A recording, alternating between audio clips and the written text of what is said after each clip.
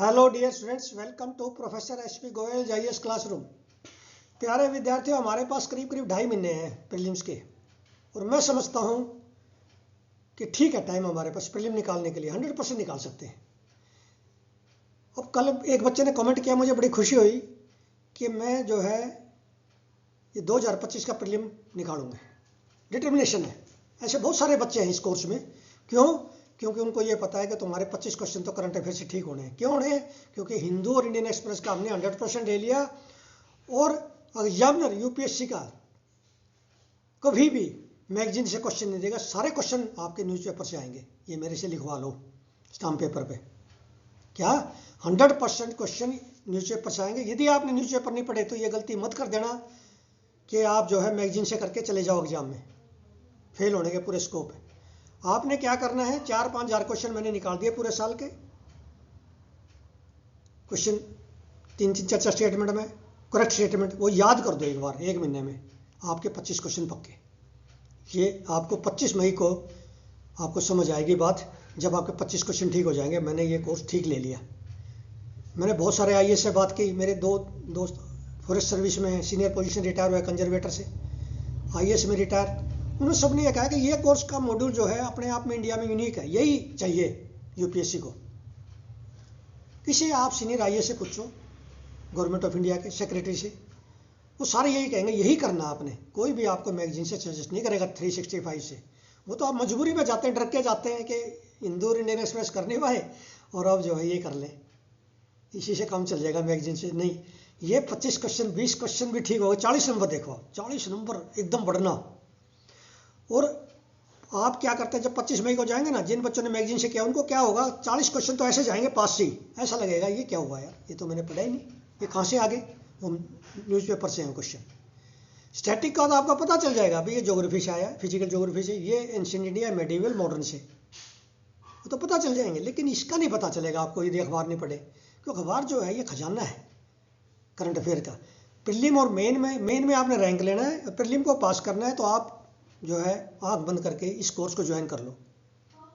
कभी भी जो है मार नहीं खाओगे, क्योंकि इसमें मेरा जो है मेहनत 1 साल की 4-4 घंटे की मेहनत देख लो आप, डेली किया हुआ है, क्वेश्चन दिए हो आपको।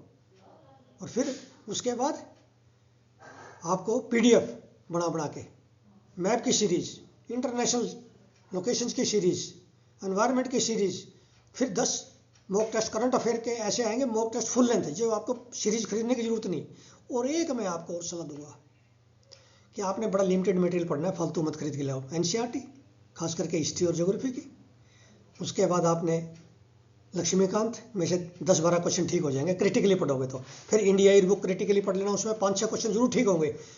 जितनी आप मैगजीन पढ़ोगे ना, 1400-1500 पेज, यदि आप इंडिया ईयर बुक पढ़ दिया आपने 300-400 पेज, तो आपका बेड़ा पार है।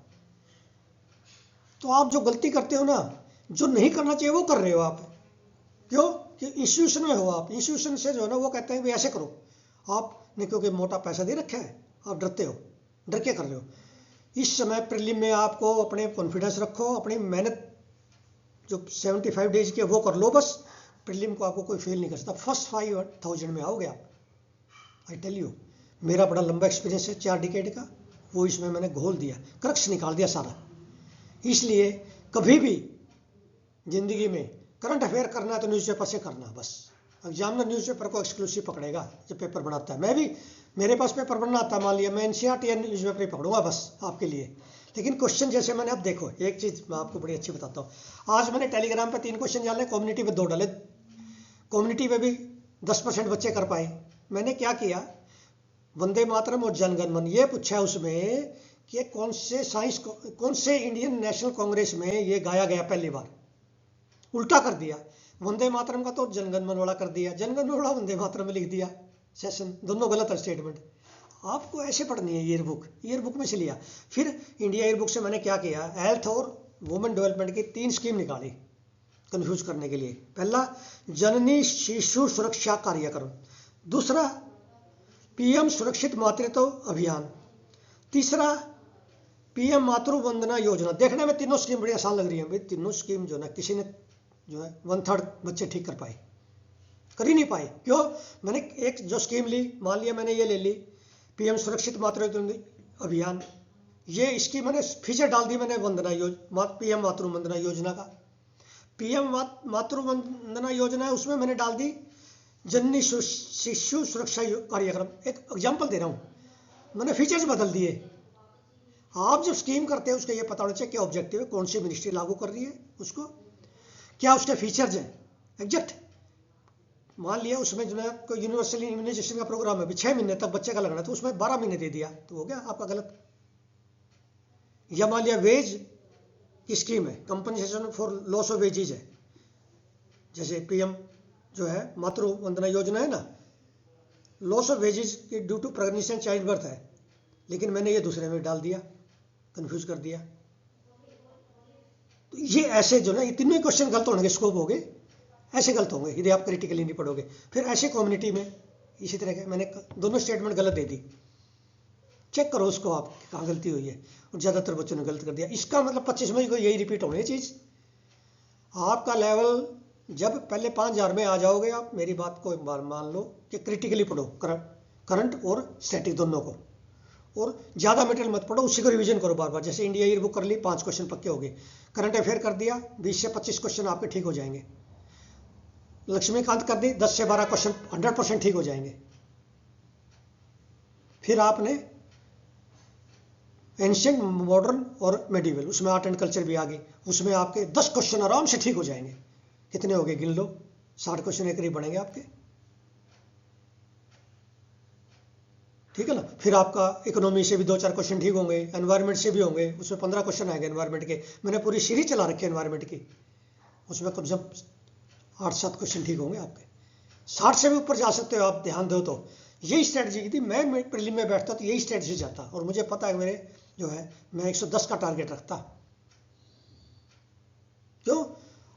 अब आपको फायदा क्या रहा है, आप मेहनती हैं, 10-12 घंटे मेहनत कर रहे हैं, लेकिन तजर्बा मेरा आ गया, उसके बीच में दे दिया मैंने 4 घंटे आपके न्यूज़पेपर के बचा दिए, उसके मैंने क्वेश्चन निकाल के दे दिए, उसी में से आएंगे, बाहर से नहीं आ सकता। चाहे स्पेस का है, चाहे एनर्जी का है, चाहे एनवायरनमेंट का है, पॉलिटी का है, इकोनॉमी का है, आएंगे न्यूज़पेपर में से 50% क्वेश्चन। जैसे स्टैटिक के भी उसमें से आएंगे बहुत सारे, ठीक है। तो ये आप इस तरह से कर लोगे तो आप ये समझिए 75 दिन भी आपके लिए सफिशिएंट है। मैं कहता हूँ रिवीजन करो इस समय, किताब मत खरीद लो, नहीं कोई किताब की दिया आपने, एक रिवीजन फालतू दे दो, इंडिया ईयर बुक को, एनसीईआरटी को, और करंट अफेयर के ये जो मेरे हैं 1 महीने में जो नहीं रिवीजन दे के ख़त्म करो, 1 महीने में तैयारी हो जाएगी 25 क्वेश्चन की। डरते क्यों? जब मैं बैठा हूँ आपके साथ, मैं 24 घंटे मेरा टेलीफोन खुला रहता है, सारे को जवाब दे रहा हूँ। किसी बच्चे को कोई ऐसा नहीं है कोई यूँ कह दे कि सर अब इतने मतलब 110% सेटिस्फाइड है 100% बच्चे। ये देखिए, ये पहली बार मैं भी, मुझे खुशी हो रही है कि मैं जिस मिशन से आया था वो मिशन मेरा पूरा हो रहा है। यदि बच्चों की इसी तरह से, अब मुझे लग रहा है जो मैं ये कर रहा हूँ, कोई ना कोई मिरेकल होगा 25 मई के बाद। हो सकता है मेरे बहुत सारे बच्चे रिकॉर्ड ही टूट जाए, क्योंकि जिस तरह से मैंने पढ़ाया है, मेरी मेहनत, ईमानदारी, और जिस तरह से मैंने इसमें अपना टाइम पैसा इन्वेस्ट किया है, एक एक वीडियो में जो है मैंने इतना इन्वेस्ट किया हुआ है। तो इसलिए इस पैटर्न पे आप चलना, ये गोल्डन रूल है, इससे टस से मस न हो। फिर हम 26 मई से मेन की तैयारी करेंगे इकट्ठे। अब ये रबड़ बोर्ड, सिल्क बोर्ड, कल स्पाइसेस बोर्ड था, तो रोजाना एक बोर्ड का नाम आता है, cotton corporation of India, cashew board. जितने भी बोर्ड है ये आपको किस मंत्रालय में, ये एग्रीकल्चर मिनिस्ट्री में है, कॉमर्स या इंडस्ट्री में है, ये आपको पता होना चाहिए। उसके बाद ये बड़ा इंपॉर्टेंट आया है कि जो रबड़, आपको पता है केरला में होता है रबड़, वहाँ पर रबड़ बोर्ड जो सेंट्रल गवर्नमेंट का है, स्टेचुरी बॉडी है, रबड़ बोर्ड जो है under ministry of commerce and industry, वो क्या करने जा रहा है, जियो मैपिंग करने जा रहा है रबड़ प्लांटेशन की केरला में नेक्स्ट वीक। क्यों?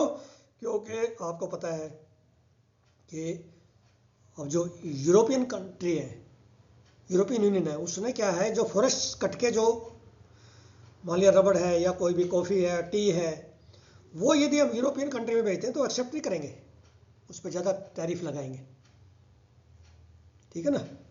जैसे कार्बन बॉर्डर एडजस्टमेंट मैकेनिज्म है, और एक ये फॉरेस्ट का, 2 मैकेनिज्म लागू करने जा रहे हैं जिसमें बहुत ज़्यादा टैरिफ लगने जा रहे हैं।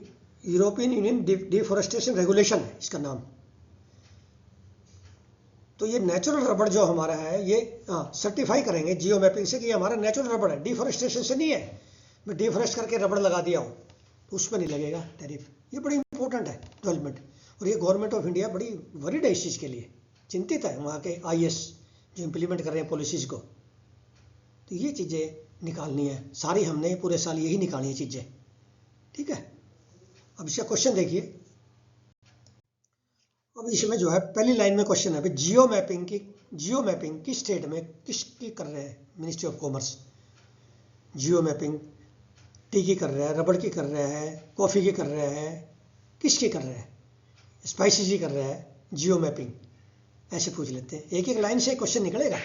जैसे मेरे जो है ना 4-5 हज़ार क्वेश्चन है, मान लिया 20,000 स्टेटमेंट है, 20,000 स्टेटमेंट में से 20,000 क्वेश्चन अलग और निकलेंगे जब आप पढ़ोगे स्टेटमेंट, इतनी आपकी अच्छी तैयारी हो जाएगी, ठीक है ना। अब ये दोनों स्टेटमेंट ठीक है, क्योंकि हम यूरोपियन यूनियन डिफॉरेस्टेशन रेगुलेशन याद रखना, एक carbon border adjustment mechanism, 2 regulation लेके आ रहे हैं, ठीक है।